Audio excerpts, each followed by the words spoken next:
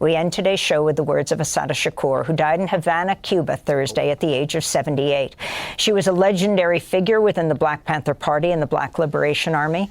Assatta Shakur was convicted in the May 2nd, 1973 killing of a New Jersey state trooper during a shootout that left one of her fellow activists dead. Damn. But, so here's the thing. Isn't Assatta Shakur Tupac Shakur's mother? And not only that, but, like, she was that hardcore. She was in a shootout with cops. I did not know that. That's pretty fucking baller. That's Tupac's aunt. Okay. Tupac has some badass family. She was shot twice by police during the incident. Wow. In 1979, she managed to escape from jail and flee to Cuba, where she received political asylum. She long proclaimed her... We're not even 30 seconds into this thing. She's been shot at. She's been in a shootout. She was hit. She escaped and made it to Cuba. Goddamn. And the forensics says she couldn't have shot the cop. So she was set up by the police as well. Outstanding. Innocence. In 1998, Democracy Now! Aired her reading an open letter to Pope John Paul II during his trip to Cuba. She wrote the message after New Jersey state troopers sent the Pope a letter asking him to call for her extradition. The trooper wrote the Pope to call for her extradition. The trooper. And the Pope read that letter, and that made national news. And then Assatta was like, hey, tell this fucking clown not to do that. What the fuck? Yeah, that's... Her autobiography must be one of the most wild... Almost reads like nonfiction, or almost like fiction. This is Assatta Shakur. My name is Assatta Shakur, and I was born and raised in the United States. I am a descendant of Africans who were kidnapped and brought to the Americas as slaves. I spent my early childhood in the racist, segregated South. I later moved to the northern part of the country, where I realized that black people were equally victimized by racism and oppression. I mean, not that I want to stop her from talking at all or anything, but I mean, that's what's often missed. People think that the racism was just in the South during the Jim Crow era or post-Jim Crow era or post-Civil Rights Act of 1968 era, and that's just not true.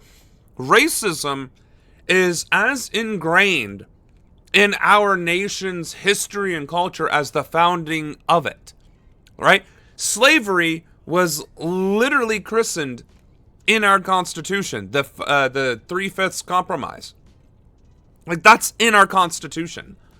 So there's no way that even 100 years later, or even 200 years later, we got over that. And that's the thing. 200 years after 1776 is about when she's talking about these issues happening in America. And the reality is, the Civil Rights Act was around for maybe a decade by the time she's talking about. So imagine if the Civil Rights Act were passed 10 years ago.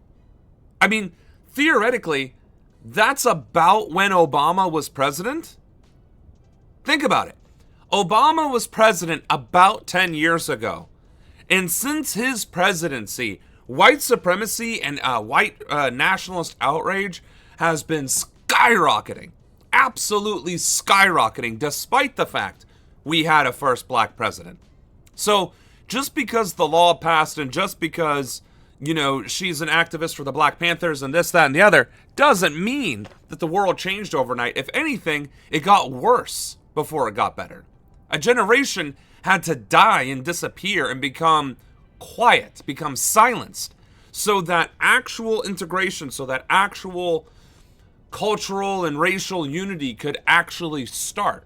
Because now biracial relationships don't even cause people to bat an eyelash, yet cross religions do, or like transgender and queer relationships. Those are the big ones now, right? But white and black, white and Latino, Latino and black, Asian, whatever, none of that bats anybody's eyelash anymore. It's still religion, it's still different cultural aspects, or it's different sexual orientations and gender identities. Now, 10 years from now, are things going to get worse or better? Well, hopefully within those 10 years I become president and they will get better. But that is the world that Assatta Shakur is presently living in as she's giving this address. I grew up and became a political activist, participating in student struggles, the anti-war movement, and most of all, in the movement for the liberation of African Americans in the United States. I later joined the Black Panther Party, an organization that was targeted by the COINTELPRO program, a program that was set up by the Federal Bureau of Investigation. Okay, I didn't realize that my mouse actually worked on the screen now. Now, when I point at shit, y'all can oh, wait, no. Wait, yes. Yes, when I point at stuff on the screen, I think that's Assatta in this. You'll see it. And if I... Oh, nope, because it hides behind chat, so I can't highlight chat. But that doesn't matter. Anyway. Trump was a racist slumlord right in Queens. Him and his dad were found guilty of racial discrimination in a court of law. Apolitical 10 years ago. Right. It's kind of crazy to think about that. 10 years ago, Obama was president of the United States of America. Our economy was recovering. Yes, there were certainly problems in the United States, but it was trending upwards. It was improving. Our economy was growing. Social integration was improving. There were at least some social safety nets that were being strengthened. And then Trump. And then Biden. And now Trump again. 10 years after the Obama administration. Not even 10 years, because it's not even 2026 yet. 10 years after the Obama administration. And we are essentially... Well, not essentially. We are in a consolidated fascist regime. That is the equivalent of the Civil Rights Act passing in 1968. And, well, fortunately, thank God, actual U.S. history gave us more democracy, or at least it didn't immediately devolve into fascism. That's when we got Reagan. Reagan was the beginning of the end, I think, for our country. But I digress. In the same 10 years that we went from the Civil Rights Act to, actually, the Reagan administration. Shit. What? That's right. 1968, and Reagan was elected in, what was it, 1978? Am I mistaken on that? So, yeah. No, that actually happened again. Because Reagan was racist. He started the war on drugs, which was actually the war on black people. Brought the crack pandemic to the black communities, and then overly policed and changed mandatory minimums. 1980. So 12 years.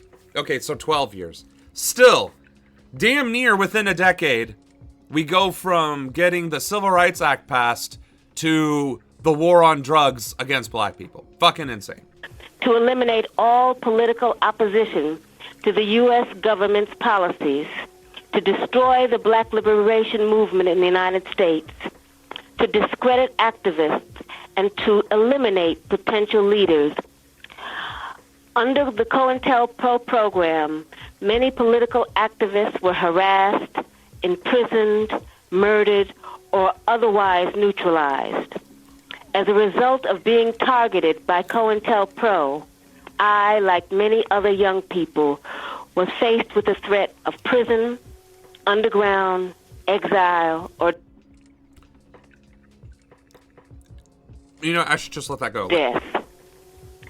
The FBI, with the help of local police agencies, systematically fed false accusations and fake news articles to the press, accusing me and other activists of crimes we did not commit.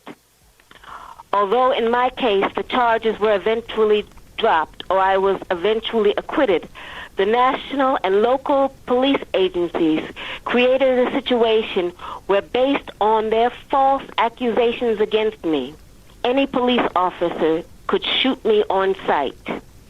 It was not until the Freedom of Information Act was passed in the mid-'70s. Bro. There's so much to unpack.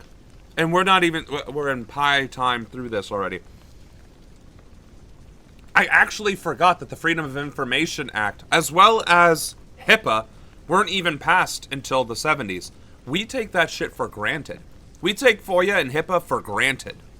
And realistically, she is probably one of the reasons why it did actually become law. Because she was just set up, per her own testimony, she was acquitted and then released. Because the cops literally framed her for things she did not do.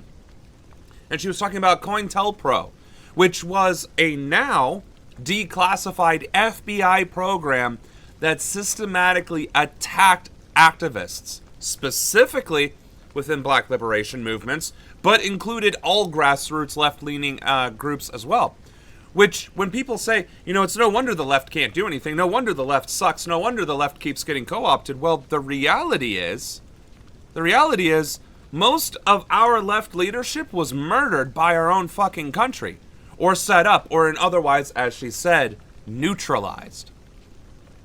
And this is just up to the 70s. Past that, none of our movements were able to grow or pick up steam because then the Democrats started co-opting and doing COINTELPRO on their own. So the fact that we are facing fascism without any sort of opposition can literally be traced back to the era of the Black Panthers and the Assatta Shakurs of our country's history. Like, it's crazy hearing history spoken from the mouth of the person that lived it, who literally wrote the history. She is literally writing the history. She spoke the history. She lived it. And it was because of her and people like her that we have some of the things we take for granted today, like the Civil Rights Act, like FOIA, like HIPAA. The ability to actually counteract police. We can literally, no hyperbole, we can literally attribute that to Assatta Shakur and the Black Panthers of the era. That we began to see the scope of the United States government's persecution of political activists. Damn. At this point, I think that it is important to make one thing very clear. I have advocated, and I still advocate, revolutionary changes in the structure and in the principles that govern the United States. I advocate self-determination for my people and for all oppressed people inside the United States. I advocate an end to capitalist exploitation, the abolition of racist policies, the eradication of sexism, and the elimination of political repression. If that is a crime, then I am totally guilty. God damn. I am so sad that she died. She's 78 years old. To be fair, life expectancy is around between 78 to 83, right? For most people. So, she lived her life. But could you imagine a Ronan presidency that completely pardoned Assatta Shakur, completely cleared her slate, and put to prison every single person who persecuted her, gave her actual freedom back to walk in her own country without any hint or fear of being molested by this nation? The thing that makes me the most sad is that she did not get to experience her freedom in her country where she was born, raised, and fought and technically died for. I'm really sad that she does not get to experience the fruits of her labor. So when I say that this stream, the campaign, everything that we're working on towards here isn't for my own self-aggrandizement, it's so that we can get into this fucking office and validate the sacrifices that have been made in our nation's past by people like Assatta Shakur, like Martin Luther King Jr., like Malcolm X, and every other Black Panther that is less famous or more famous besides. Fred Hampton comes to mind immediately, actually. So my point is, we cannot let their struggles, literal struggles, their literal sacrifices, their fights be in vain. On a less brouhaha subject, though, berets must have been the thing back then, because Che Guevara, you got the Black Panthers, and I think several other socialist and communist factions across the globe were all wearing the black beret. So I wonder why the black beret went out of style, out of personal curiosity. So anyway, well, actually, wait, sorry.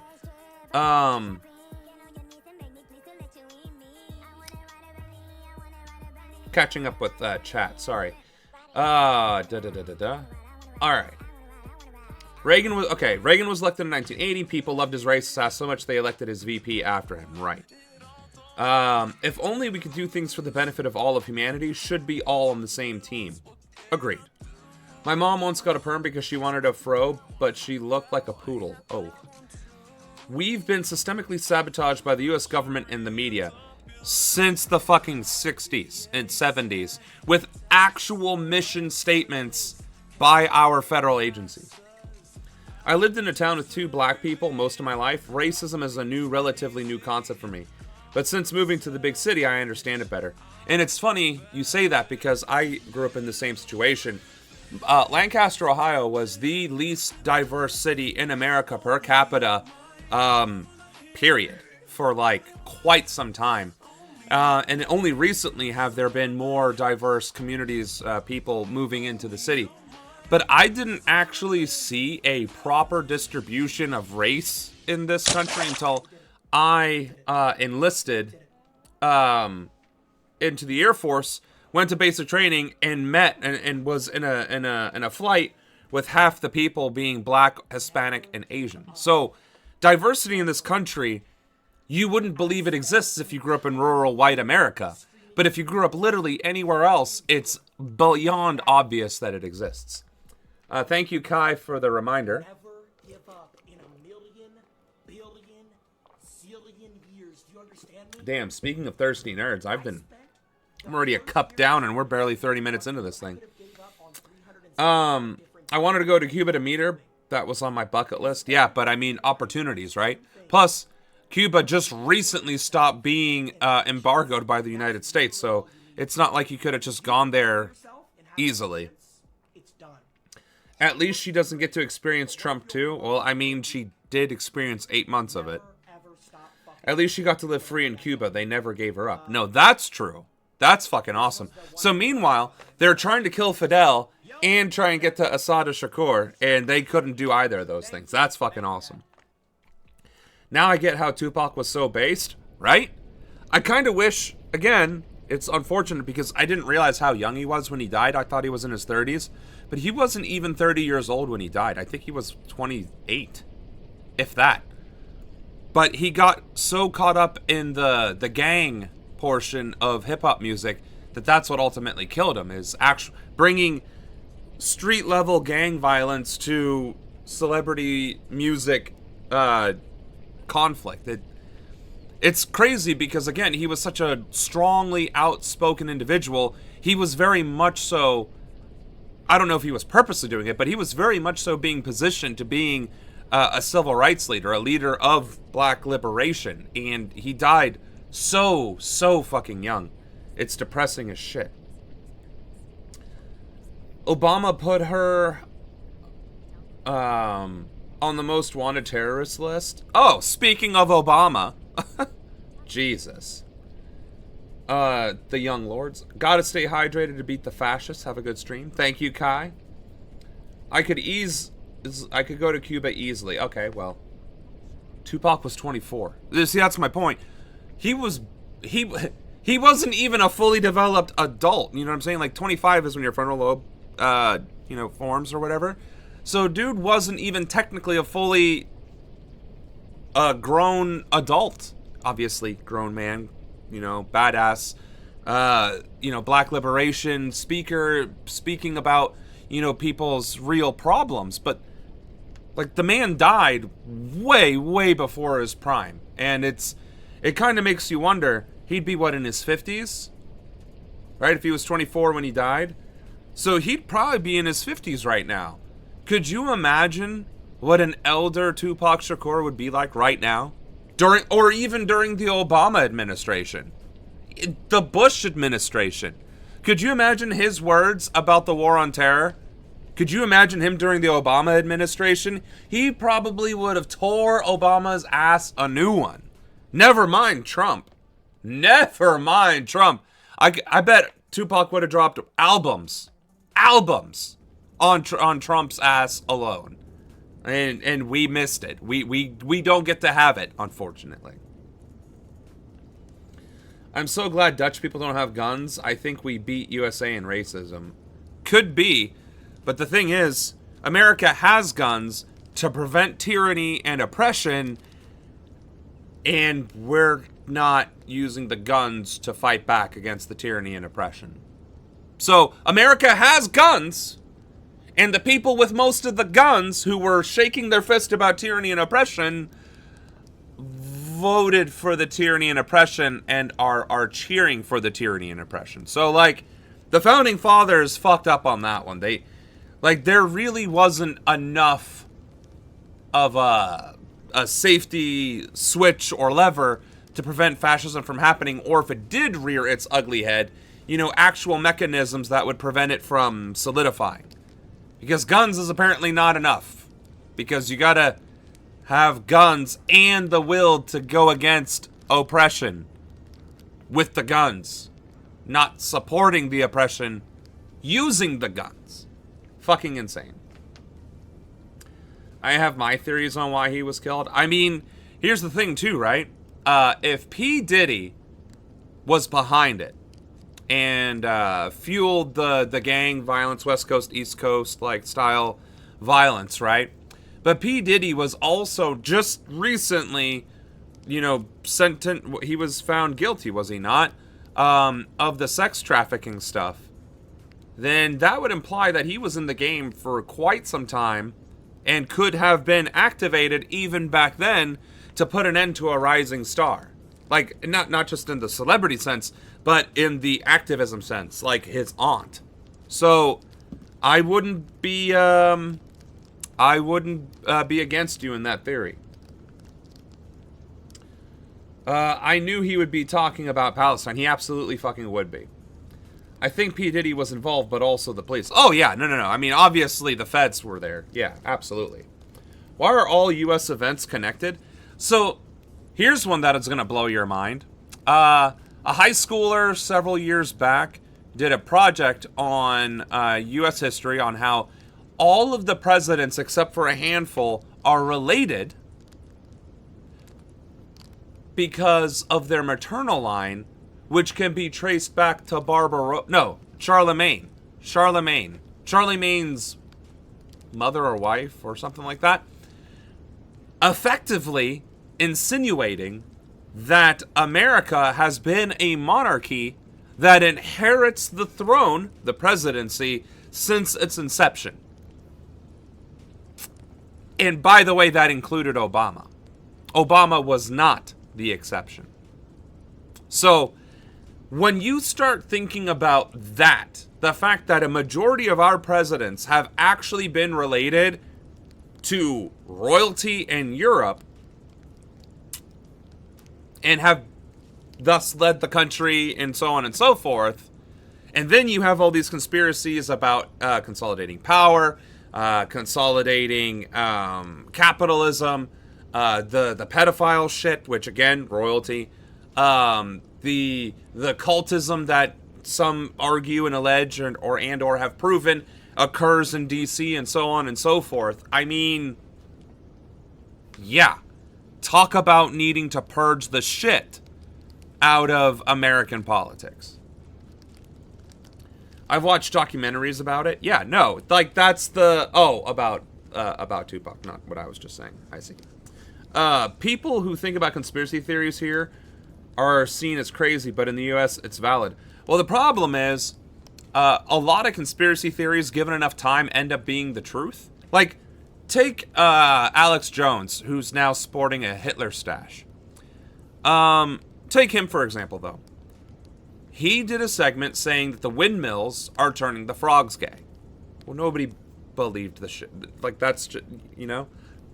But it turns out there was a biologist who specialized in amphibian, which is its own science, and I'm going to just say it's amphibianology. I'm fairly certain it's not called that, but let's just say it was. That guy said that because windmills were causing erosion in that area, it was causing chemicals to leak into the water that would turn the tadpoles, once they be matured into frogs, gay, preventing them from reproducing. Now, I don't know if it was like all windmills. I don't remember the whole scientific study, but the dude actually went before some sort of scientific body, presented his data. It was corroborated, and it was like, listen, I don't know I don't know why, but these windmills are causing erosion, which are bringing minerals into the water that is in fact turning the frogs gay. And that's the story Alex Jones ran with, right? So, now sure, okay, fine, the false flags and the crisis actors thing, right, fine. Okay, crisis actors, that's usually 99.99% of the time not real, especially if it's coming from extreme right-wing sociopaths, right? But false flags, we've been covering false flags on our channel since we started streaming again. And the problem is false flags are always dubbed conspiracies, but are very often than not events that lead to immediate changes of government policy, right? Or at least the attempt of changing government policy, right? Charlie Kirk gets murdered, and they immediately pass, or not pass because it wasn't legislation, but they immediately do the EO to criminalize Antifa and transgender. Now being transgender is a terrorist crime, like an act of terrorism. To be transgender is to be a terrorist. Transgender, ISIS, same thing, right? And it happened right after the Charlie Kirk murder. And then you have his wife taking over Turning Point, and now you have legislators in Oklahoma trying to implement and enforce establishing Turning Point in every university, which is, again, the Hitler Youth Program. So there is a lot of things that would be conspiratorial if they weren't straight up happening in succession, right? If you were watching a movie and, you know, the Hitler Youth Program creator got murdered, his wife took over, and then immediately started promoting the Hitler Youth Program throughout the whole country and enforcing it in all the states, you'd be like, yeah, that's a little too on the nose. Even Hitler didn't do that. He didn't have somebody killed to promote the Hitler Youth Program. He just kind of fucking did it. Like, what the hell is this shit, right? People wouldn't believe it if it was fiction. But happening in real life, people are just gobbling it down. Hence, why people consider any sort of,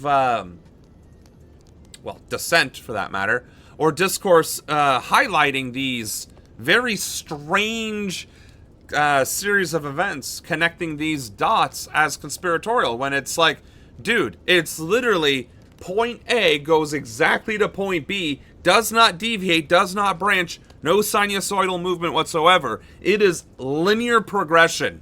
Charlie Kirk, murdered. Transgender people are labeled terrorists. Another person killed. Antifa, labeled terrorists. Another person killed. Both times, bullet writing is now becoming the shtick from this FBI. Oh, and now we're going to order the generals to come to D.C.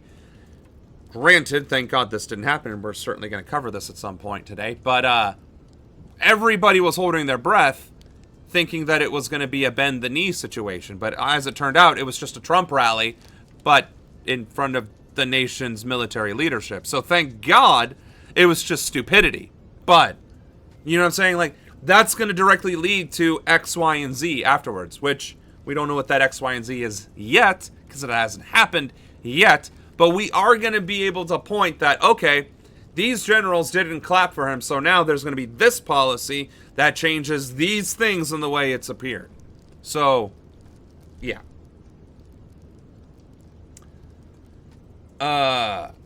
Alex Jones is funny. Oh. It was the water that was turning the frogs gay? Yeah, from the minerals in the water from the windmills. I read something totally different, but yeah, it was partially true. I almost duked it out with an Alex Jones fan once. Yeah, I bet that was mildly entertaining.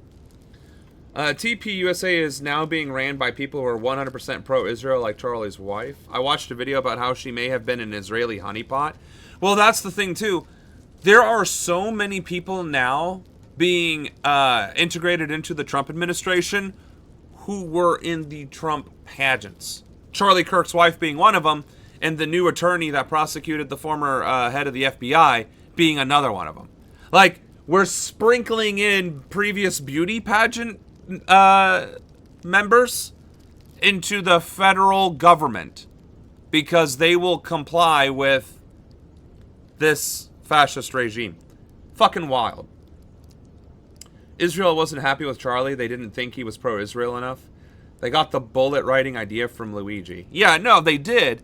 But how many shootings have there been since Luigi that were politically motivated and there were no writings on the bullets? And now all of a sudden it's like every shooting that's politically motivated has writing on it. I'm actually shocked that the guy who went at the Mormon church didn't leave writing on the bullets yet. So, anyway, let's carry on with Long story Assatta. short, I was captured in New Jersey in 1973 after being shot with both arms held in the air and then shot again from the back. I was left on the ground to die, and when I did not, I got a nation of political repression. If that is a crime, then I am totally guilty. To make a long story short, I was captured in New Jersey in 1973 after being shot with both arms held in the air and then shot again from the back. History has literally not changed in the slightest. How many cops have shot black people who were in the literal act of surrendering? Hands up, don't shoot. That is literally a statement that is prolific in America right now, especially when it comes to police violence against black people. Hands up, don't shoot. Jesus. Left on the ground to die, and when I did not, I was taken to a local hospital where I was threatened, beaten, and tortured. In 1977, I was convicted in a trial that can only be described as a legal lynching. In 1979, I was able to escape with the aid of some of my fellow comrades. I saw this as a necessary step, not only because I was innocent of the charges against me, but because I knew that the racist legal system in the United States, I would receive no justice. I was also afraid that I would be murdered in prison. I later arrived in Cuba, where I am currently living in exile as a political refugee. The New Jersey State Police and other law enforcement officials say they want to see me brought to justice. But I would like to know what they mean by justice. Is torture justice? I was kept in solitary confinement for more than 2 years, mostly in men's prisons. Is that justice? What the fuck? I'm sorry. She was shot twice, left to bleed out, and through sheer force of fuck you, she didn't die. They took her to a hospital where they then continued assaulting her, and she somehow survived the bullet wounds. And then they sent her to a men's prison in solitary confinement. Not only is that fucked. But again, unconstitutional because cruel and unusual punishment is literally in the Bill of Rights. You cannot fucking do that. Jesus fucking Christ. I am learning for the first time today about the true history of what happened to Assatta Shakur. My lawyers were threatened with imprisonment and imprisoned. Is that justice? I was tried by an all-white jury without even the pretext of impartiality and then sentenced to life in prison plus 33 years. Is that justice? Let me emphasize that justice for me is not the issue I am addressing here. It is justice for my people that is at stake. When my people receive justice, I am sure that I will receive it too. I ask nothing for myself. I only ask you to examine the social reality of the United States and to speak out against the human rights violations that are taking place. On this day, the birthday of Martin Luther King, I am reminded of all those who gave their lives for freedom. Most of the people who live on this planet are still not free. I ask only that you continue to work and pray to end oppression and political repression. It is my heartfelt belief that all the people on this earth deserve justice, social justice, political justice, and economic justice. I believe it is the only way we will ever achieve peace and prosperity on this earth. I hope that you enjoy your visit to Cuba. This is not a country that is rich in material wealth, but it is a country that is rich in human wealth, spiritual wealth, and moral wealth. Respectfully yours, Assatta Shakur, Havana, Cuba.